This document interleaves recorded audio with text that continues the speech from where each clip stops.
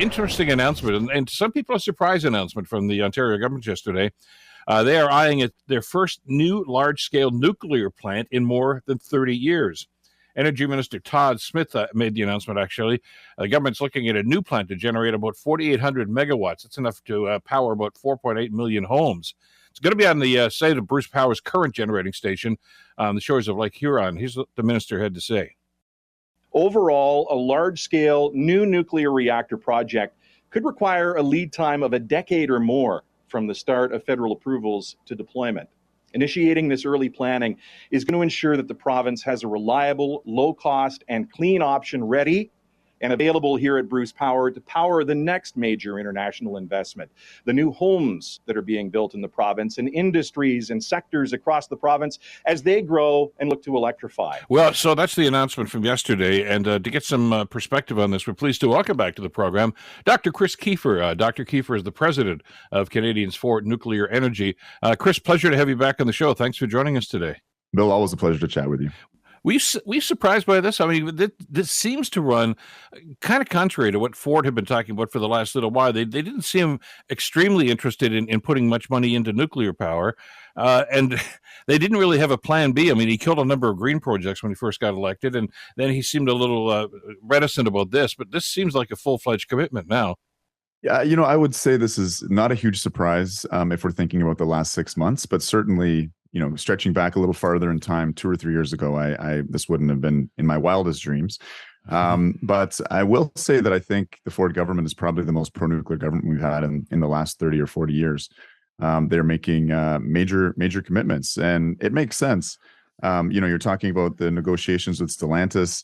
The Ford government's plan is really to attract a lot of manufacturing back, to welcome a lot of new immigrants, build a lot of new housing. All of that requires a lot of power. And it's not going to be politically popular if the power is not there. If the manufacturing facilities ultimately don't show up because they have concerns about brownouts or insufficient power demand, or certainly if brownouts were to affect their output down the road. So, it's easy, as I've said previously on the program, Bill, to build electric vehicles, batteries, heat pumps, the end user products. But it's good to see some maturity coming to the energy and climate debate by focusing on building the generation that we require to power all of these end-use consumer products. And we are talking about doubling or tripling our grid. We are talking about electrifying, vital things like your heating in your home, like your car. And it only makes sense that that's done not only in a carbon-free manner, but in a manner that is ultra reliable, because we can't afford to have brownouts and blackouts affecting critical infrastructure and even just our daily lives in terms of our home heat and mobility. Well, it used to be the norm for a period of time there, back in the days of, I guess, Ernie Eves and early in that. I mean, before we made a commitment to this sort of stuff. We all remember the big, huge one we had a number of years ago in the summertime where power was out in a number of days in a row.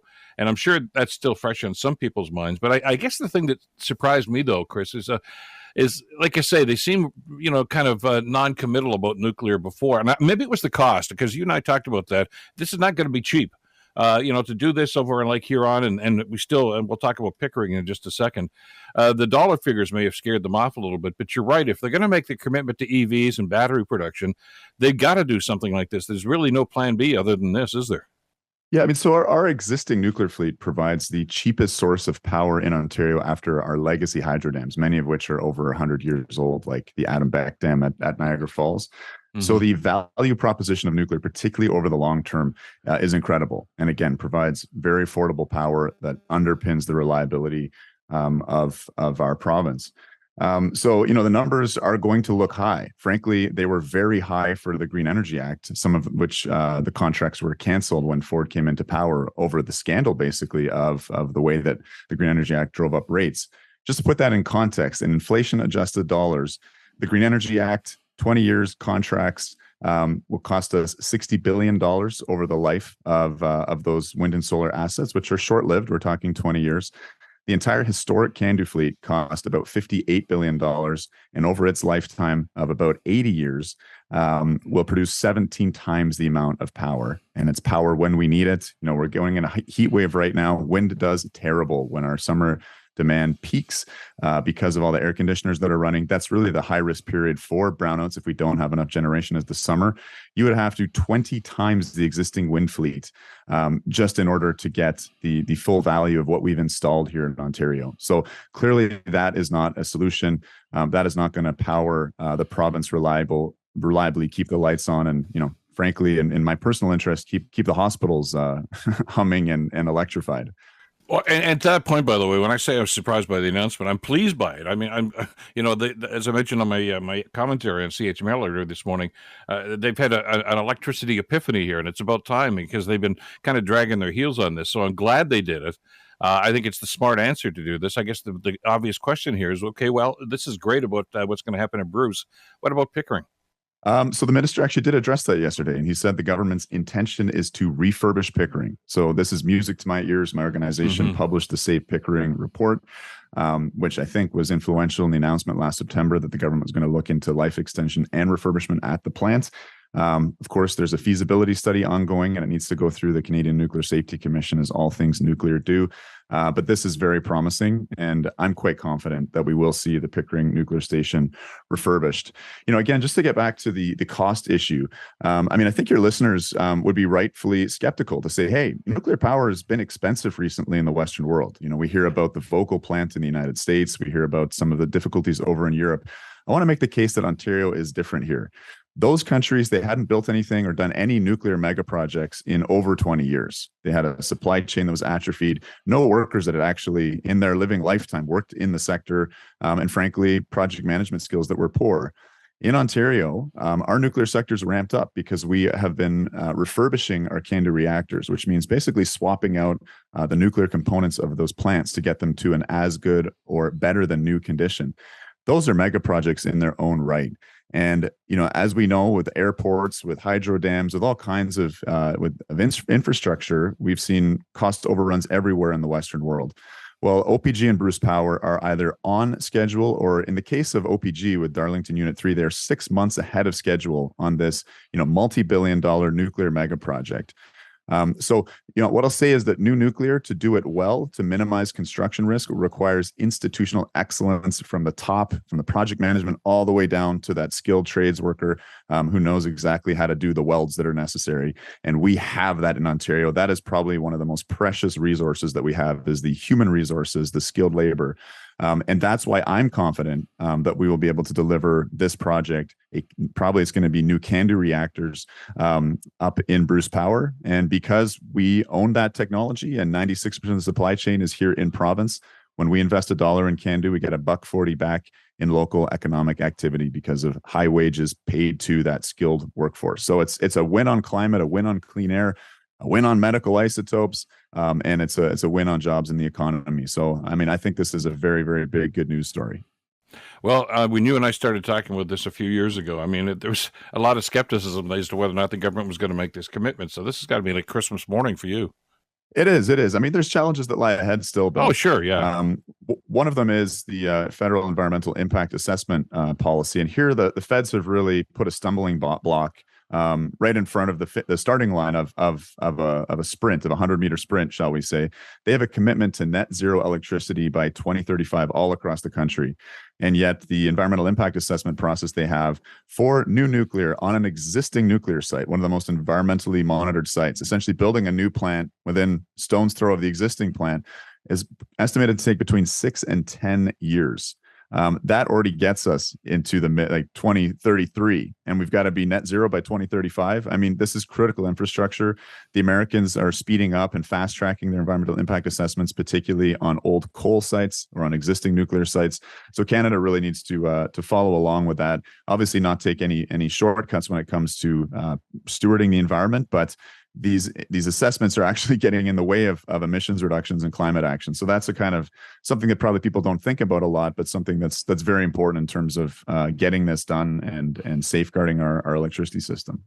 Well, just based on some of the past conversations you've had on this program, I was concerned about it when I heard the minister's announcement yesterday, because I kind of looked at this and say, well, okay, on this side of the ledger, you've got their commitment to EVs, and we want to see this many EVs on the road by such and such a date. We want to have this many new homes built by such and such a date. And at the same time, you've got the announcement earlier, of course, from the folks who are monitoring all this sort of stuff right now. That listen, this is what you're going to need in future. You're going to pretty much double your output.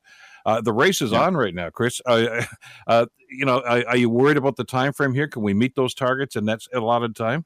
The targets are very, very ambitious. And to be honest, the politicians have not been serious. It's good to see some of that maturity coming to the decision making.